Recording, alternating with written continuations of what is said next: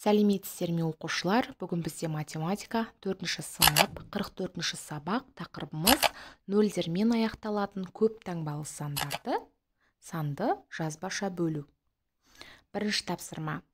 Жауаптарды кему ретімен жазып, адамзаттың өткенін зерттейтін ғылымның атауын оқы. Яғни бізде нөлдерді есепке алмай бөлуді орындауымыз керек, және жауаптарын кему ретімен жазамыз. Бізде берілген 48.000 бөлу 600. Яғни бізде 48.000-ді 600-ге бөлу үшін 4800-ді 600-ге бөлеміз. Нөлдерді есепке алмағанда 48-ді 6-ға бөлгенде 8, 600-дің 2 нөлімен 4800-дің 2 нөлі қысқарады, бізде тағы бір нөл қалады. Оны 8-дің артына қоямыз. Сонда 48.000-ді 600-ге бөлгенде 80 саны шығады екен. Бізде ол О әрпі. Екіншісі, 45.000 бөлу 150 тең 300 шығады. Бізде Е. 750.000-ді 5.000-ға бөлгенде 150 шығады екен. О.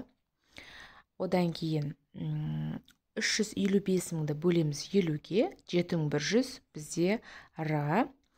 7700-ді бөлеміз 700-ге, 11 И әрпі. 260.000-ді бөлеміз 2000-ға, 130 Л.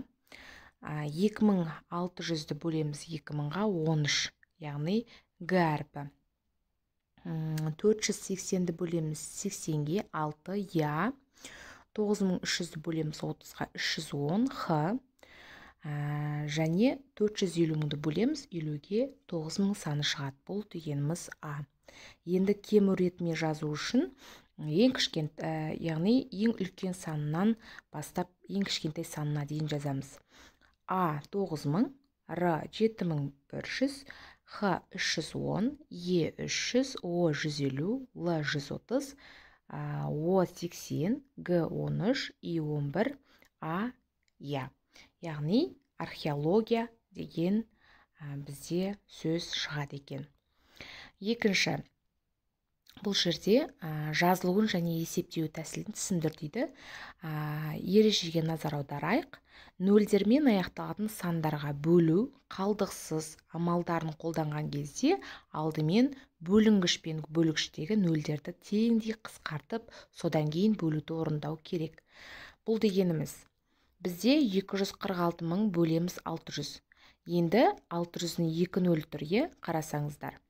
2 нөлі мен 246.000-ның 2 нөлі қысқарады. Сонда бізде 2460 деген сан шығады. 2460-ды 6-ға бөлгенде біз 24-тен береміз. 6 4 рет кездеседі, 24, 6-ның ішінде жаңағы 6-ның ішінде 4 1 рет кездеседі. 6-ның ішінде 6 1 рет кездеседі. Сонда 0 болады. Қалған 2460-дің яғни 0-0-і 41-дің артына қоямыз. Сонда 410 деген сан шығады екен. Енді үшінші есеп. Есепте және дұрыстығын тексер. Бізде бөлуге берілген көп таңбалы сандарды бөлу, көбейту жаңағы амалдарын қолданып есепте шығарамыз. Яғни бізде 548.100 бөлеміз 90, бізде 6090-ға тең болады екен. 326.840 бөлеміз 40-қа, 8171-ге тең болады екен. Яғни оны тексеру үшін 8171-ді 40-қа көбейтеміз. Сонда бізде 326.840 саны шығады екен. 4200-ді көбейтеміз 70-ге, 294.000 шығады екен. Оны тексеру үшін бөлу арқылы тексерсек болады. 32.100 көбейтеміз 30, бізде болады 963.000 шығады екен. Көбейтуді бөлу амалмен тексерсек болады. 3260 көбейтілген 300, бізде болады 978.000. 12300-ді 80-ге көбейткенде 984.000 шығады екен. 127.800-ді бөлеміз 200-ге, 639 деген сан шығады екен. 196.000-ді бөлеміз 700-ге, 280-ге тең болады екен. Тексеруді ұмытпаймыз. Төртінші есеп. теңдеулерді шеш дейді. Бізде күрделі теңдеулер берілген, жай теңдеуге айналдырып алуымыз керек. Яғни x қосылған 60 тең болады, тең 54.000 көбейтілген 3. Яғни x қосамыз 60, 54.000-ді көбейтеміз 3-ке, бізде болады 162.000. x тең 162.000-нан азайтамыз 60-ты. Сонда x-іміз 161.940-қа тең болады екен. 161.940-ты қосамыз 60-қа тең 54.000 көбейтілген 3-ке. Яғни x-іміз 161.940-қа тең екен. Енді екіншісі 360 қосылған x тең болады 125.200 бөлеміз 20-ға. 360-ты қосамыз x тең, яғни бөліп аламыз. 125.200 бөлеміз 20, 6260-ға тең болады. X-ті табу үшін 6260-тан азайтамыз 360-ты. X-іміз 5900-ға тең болады екен. 360 қосамыз 5900 тең 125.200 бөлеміз 20, сонда 6260-ға тең болады екен. Теңдеуіміз теңеседі екен. 5-ші. Қазба жұмыстарын жүргізетін тік төртбұрыш пішінді алаңның ені 250 метр, ал ұзындығы одан 150 метрге артық. Алаңның 5/1 бөлігі зерттелген, ал қалғаны зерттелген жоқ. Зерттелмегеніне қарағанда зерттелгені неше квадрат метрге кем дейді. Яғни бізде яғни бізде ені 250 метр, ұзындығы белгісіз 150 метрге артық дейді енінен. Зерттелгені белгісіз 5/1 бөлігі. Зерттелмеді белгісіз. Қанша жаңа алаңы зерттелмегені белгісіз. Енді шешуі тең болады. 250 қосамыз 150, 400 метр.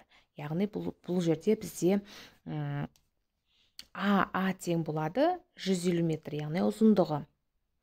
Тікбұрышты жаңағы тік төртбұрыш пішінді тәрізді алаңның ұзындығы бізде 400 метрға тең болады екен. Аудан табу үшін аны в-ға көбейтеміз, яғни ұзындығын еніне көбейтеміз. Бізде болады 400 көбейтілген 250, 100.000 метр квадрат. 100.000 метр квадраттан бөлеміз 5-ке, яғни 5/1 бөлігі деп тұр, 20.000 метр квадратқа тең. Яғни зерттелді 20.000 метр квадрат. Енді осы 100.000-нан азайтамыз 20.000-ды, сонда 80.000 метр квадрат. Зерттелмеді. 80.000 азайтамыз 20.000-ды, 60.000 метр квадратқа кем. Зерттелмеген бөлігіне қарағанда зерттелген бөлігі 60.000 метр квадратқа кем екен. 6-шы есеп.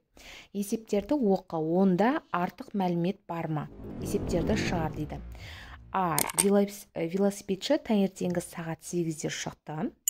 Ол 200 км жолды 20 км сағат жылдамдықпен жүріп өтті. Ол жолда неше сағат болды дейді. Яғни бізде арақашықтығымыз 200 км, жылдамдығымыз 20 км сағатына. Уақытымыз белгісіз. Уақытты табу үшін арақашықтықтан жылдамдықты бөлеміз. 200 бөлеміз 20, 10 сағат. Велосипедші жолда 10 сағат болды. Велосипедші таңғы сағат 8-де шықты. Артық мәлімет болып тұр, бұл жерде. Екінші әсім. Арақашықтық. Яғни межеленген жерге жету үшін археологтер 280 км жол жүруі тиіс. Автокөлік жолсыз жермен 38 км сағат жылдамдықпен 6 сағат жүрді. Тағы қанша километр жол жүруі қажет? Яғни бізде арақашықтық 280 км, жылдамдық 38 км сағатына, уақыт 6 сағат. Яғни бізде тағы қанша километр жол жүру керек дейді. S2 белгісіз. S1-ді табу үшін жылдамдық пен уақытты табамыз. Яғни көбейтеміз. 38 көбейтілген 6 228 километр. S2 яғни S-тан азайтамыз S1-ді. Қалған жол. 280 азайтамыз 228 тең болады 52 километрге тең болады екен. Жауабы 52 километр жол жүруі қажет екен. 7-ші есеп бізде берілген қосу азайту амалдарына берілген есептер екен. 7-нің квадраты азайтамыз 34, яғни 7-нің квадраты 49-ға тең болады. 7-ні 7-ге көбейтеміз деген сөз. Оны 34-ті азайтсақ 15 болады. 4-тің квадраты 16, қосамыз 300-ге 316. 4-тің квадраты 16 қосамыз 351, 367-ге тең. 2-нің квадраты 4, қосамыз 400-ге тең, 404-ге тең. 70-тің квадраты 4900, азайтамыз 34-ті, сонда 4866-ға тең болады екен. 40-тың квадраты қосамыз 300-ге, 1600, қосамыз 300 тең, 1900-ға тең болады екен. 40-тың квадраты 1600, қосамыз 351 тең, 1951-ге тең болады екен. 20-ның квадраты 400-ге, қосамыз 400, 800-ге тең болады екен.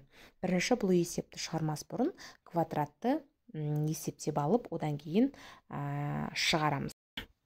Бізде 8-ші есеп. Археологиялық қазба жұмыстарын жүргізу үшін ұзындығы 3200 см және ені 2400 см жер учаскесін 4 қабат жіппен қоршау керек. Жер учаскесін қоршау үшін қанша метр жіп қажет дейді.